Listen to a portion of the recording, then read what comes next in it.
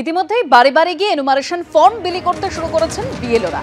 আর enumeration form বিলিকে কেন্দ্র করে এবার তৃণমূল বিজেপি সংঘর্ষে উত্তপ্ত হয়ে উঠল বাঁকুড়ার পাত্রসায়র। গতকাল স্থানীয় হামিরপুর গ্রামে ফর্ম বিলি করতে যান বিএলও।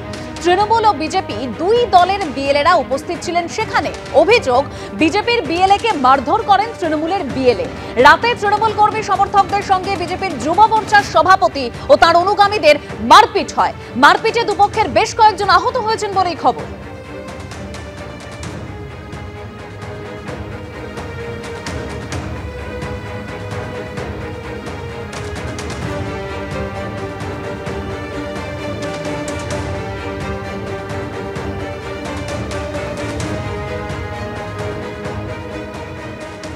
কালকে আমরা যাত্রা শুনতে গিয়েছিলাম ওখানে, দিয়ে ওখানে একটা সমস্যা হয়, ঝামেলা হয় ওদের সাথে, দিয়ে আমাদেরকে ওখানে মারধর করে। আমাদের একটা বিজেপি কর্মীকে ওরা ওখানে মারধর করছিল। ওই যে মিলন করি আর সজল আর ভূত কোপে, এটা তৃণমূল করে, সুব্রত দত্ত। দিয়ে তারপর আমাদেরকে মারধর করে, দিয়ে গ্রামবাসী ওদের উপর চড়াও হয়। এই গ্রামবাসী ওদের উপরে চড়া হওয়ার পর ওরা আসে, দিয়ে আমার ঘরটাকে এভাবে ভাঙচুর করে দিয়ে চলে যায়। প্রথমে কারেন্টটাকে ছিঁড়ে দেয়, দিয়ে কারেন্টটাকে ছিঁড়ে দেওয়ার পর রাতের অন্ধকারে ঢোকে, দিয়ে একদম সব ভাঙচুর করে গেট ফেট সব টাঙি করে কেটে আমার বাড়ি সমস্ত জিনিস যা ছিল সব ওরা লুটপাট করে নিয়ে চলে গেছে। স্বরূপ ঘোষ কাল রাতে তার দলবল নিয়ে সোনামুখীর বিধায়ক দিবাকর ঘরামির নির্দেশে কাল আমাদের যুব সহসভাপতি মিলন করি ওপর তাকে প্রাণে মেরে ফেলার উদ্দেশ্যে চড়া হয়। টাঙ্গির কোপ মারা হয়েছে।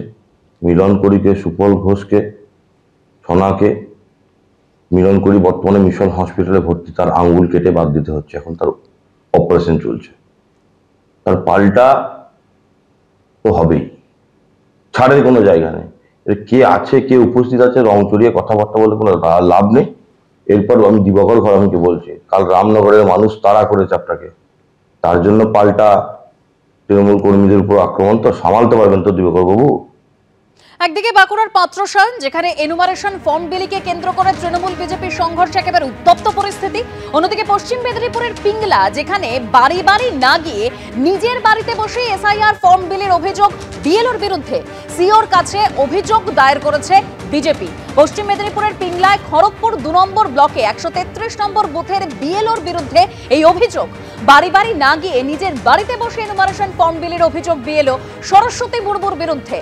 দৃষ্টান্তমূলক শাস্তির দাবি গেরুয়া শিবিরের। ফর্ম গুছিয়ে রাখছিলাম, একজনকে ফর্ম দিয়েছি, কাউকে ডাকিনি, পাল্টা দাবি করেছেন মণিনাথপুর 133 নম্বর বুথের বিএলও।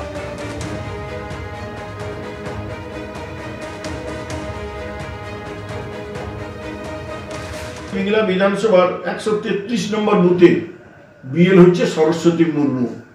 তিনি বাড়ি বাড়ি না গিয়ে তার নিজের বাড়িতে সন্ধেবেলা সমস্ত ভোটারদেরকে ডেকে সেখানে বাড়ি থেকে ফর্ম বিতরণ করছেন এবং সেখানে নানা রকম ভোটারদেরকে প্রভাবিত করছেন এবং তাদেরকে শাসক দলের পক্ষে তাদের কাছে কথাবার্তা বলছেন। দলের যে নিয়ে এই বিষয়টা দেখেন, সম্মানীয় শিশির বাজুরিয়া সাহেবের কাছে আমরা পাঠিয়েছি।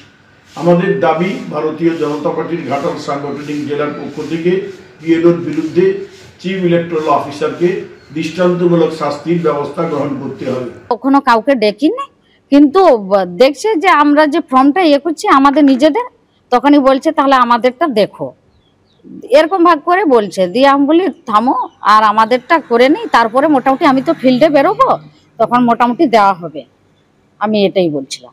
কিন্তু দিয়ে তারপরে বলছে না আমরা তো থাকবো না, কাজে টাজে বেরোবো। দিয়ে আমি তখন বলছি ঠিক আছে তাহলে নিয়ে রাখো। আর এরকম ভাবে আমি বললাম করছিলাম, তার জন্য বললো যে আমি তো বাড়িতে থাকবো না, ওই একজন এসেছিল, দিয়ে ওনারকে হাতে করে আমি দিলাম। একদিকে এসআইআর প্রক্রিয়া শুরু হয়েছে জানিয়ে রাজনৈতিক তরজা একেবারে চরমে পৌঁছেছে। তার মধ্যেই ফের গ্রেপ্তার বাংলাদেশি। শিলিগুড়ির ব্যাংডুবি সেনা ছাউনি থেকে গ্রেপ্তার করা হয়েছে এক বাংলাদেশিকে। নন্দ মণ্ডল এই সেনা ছাউনিতে কাজ করতে এসেছিল, বাড়ি বাংলাদেশের মুন্সিগঞ্জে। 2025 সালের অক্টোবর মাসে কাজ করতে এসেছিল, জেরায় শিকার ধৃতের। জলপাইগুড়ির ধাপগঞ্জ কলোনিতে থাকতো ধৃত বাংলাদেশি।